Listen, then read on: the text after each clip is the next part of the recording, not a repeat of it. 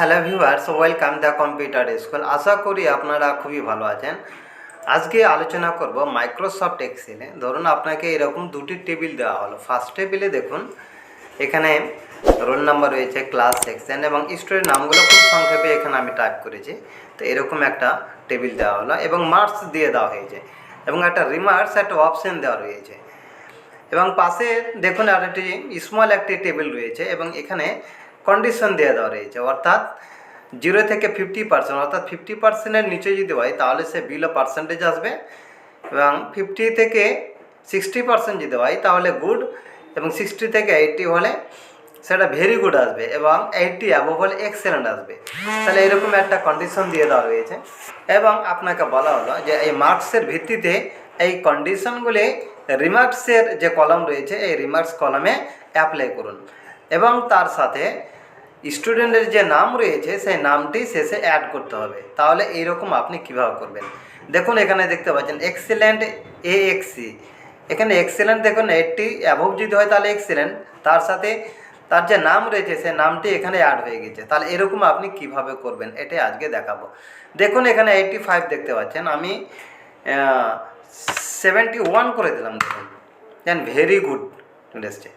তাহলে আপনি কিভাবে এই কন্ডিশনগুলি ক্রিয়েট করবেন তা আজকে আপনাদের দেখাবো। ফার্স্টটা আমি ডিলিট করে দিচ্ছি। এবার দেখো রিমার্কসের যে কলাম রয়েছে ফার্স্টে এখানে আমি সিলেক্ট করলাম এই সেলটিকে। সিলেক্ট করার পর ইকুয়াল টু দিলাম। এই ক্ষেত্রে আমি ভিলুকআপ যে ফর্মুলা রয়েছে এই ভিলুকআপ ফর্মুলা আমি ইউজ করব। ভিলুকআপ ফর্মুলা, তারপরে দেখুন লুকআপ ভ্যালু। লুকআপ ভ্যালু কোনটা? লুকআপ ভ্যালু হচ্ছে মার্কস, এই সেলটি অর্থাৎ 71 যে সেলটি রয়েছে এই সেলটি হয়েছে লুকআপ ভ্যালু, কারণ এই মার্কসটিকে ইন্ডিকেট করে এখানে রিমার্কস অর্থাৎ কন্ডিশন এখানে অ্যাপ্লাই হবে। তাই এখানে 71 এই সেলটি আমি সিলেক্ট করে দিলাম, কমা দিলাম। তারপরে দেখুন টেবিলারে হচ্ছে দেখুন এখানে যে এই স্মল যে টেবিলটি দেখতে পাচ্ছেন এই টেবিলটি আমি সিলেক্ট করে দিলাম। তারপরে F4 কি প্রেস করে লক করে দিলাম, এবার কমা দিলাম। তারপরে দেখুন কলাম ইন্ডেক্স নাম্বার, এখানে কলাম ইন্ডেক্স নাম্বার রয়েছে। এখানে দেখুন ডান দিকে যে স্মল যে টেবিলটি আমি সিলেক্ট করেছি এখানে দুটি কলাম রয়েছে। ফার্স্ট হচ্ছে এখানে পার্সেন্টেজ এবং সেকেন্ড হচ্ছে এখানে কন্ডিশন দিয়ে দেওয়া রয়েছে। তাহলে এখানে আমি অ্যাপ্লাই করতে চাচ্ছি কন্ডিশনগুলো, তাহলে কন্ডিশন হচ্ছে এখানে 2 নম্বর কলাম সিলেক্ট করার মধ্যে থেকে, তাই আমি এখানে 2 লিখে দিলাম, কমা দিলাম। এবার দেখুন এখানে ট্রু যে অপশান দেখতে পাচ্ছেন এই অপশানটি আমি চুজ করে দিলাম। ফার্স্ট বন্ধনী ক্লোজ করে দিলাম, ইন্টার দিয়ে দিলাম। দেখুন ভেরি গুড, অটোমেটিকভাবে এখানে ক্রিয়েট হয়ে গিয়েছে, কন্ডিশনগুলি এখানে অ্যাপ্লাই হয়ে গেল। তারপরে দেখুন এখানে যেটা বলা হয়েছিল প্রথমে, কিন্তু এদের স্টুডেন্টদের নাম কিন্তু লাস্টে অ্যাড করতে হবে। তাহলে সেই কাজটি আপনি কীভাবে করবেন? এখন পর্যন্ত কিন্তু সেই স্টুডেন্টদের নামগুলি শেষে অ্যাড হয়নি, অর্থাৎ এই জায়গায় দেখতে পাচ্ছেন ভেরি গুড, এখানে আসবে ভেরি গুড AXE, স্টুডেন্টের যে নাম রয়েছে AXE এই নামটি এখানে অ্যাড হয়ে যাবে, ভেরি গুড AXE। তাহলে এই কন্ডিশন আপনি কিভাবে অ্যাপ্লাই করবেন? দেখুন এখানে আমি আবার ক্লিক করলাম। ক্লিক করার পর দেখুন এই জায়গাতে লাস্টে দেখুন শেষের দিকে এখানে আমি অ্যান্ড সিম্বল অ্যাপ্লাই করব।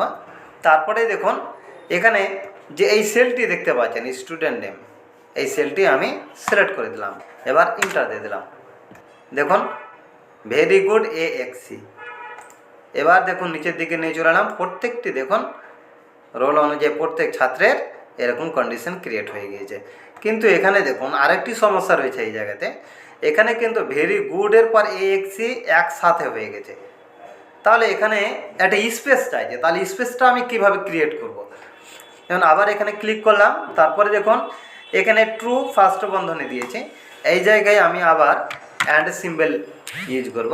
তারপরে স্পেসের ক্ষেত্রে আমরা যেটা ইউজ করে থাকি double inverted comma space double inverted comma close করে দিলাম। এবার দেখুন ইন্টার দিয়ে দিলাম। দেখুন এবার স্পেস ক্রিয়েট হয়ে গিয়েছে, ভেরি গুড AXE। দেখুন স্পেস রয়েছে এখানে। এবার সিলেক্ট করে নিচের দিকে নিয়ে চলে এলাম। দেখুন প্রত্যেক স্টুডেন্টের রিমার্কস ক্রিয়েট হয়ে গেছে, ভেরি গুড AXE। তারপরে বিলো পার্সেন্টেজ F, জিটি।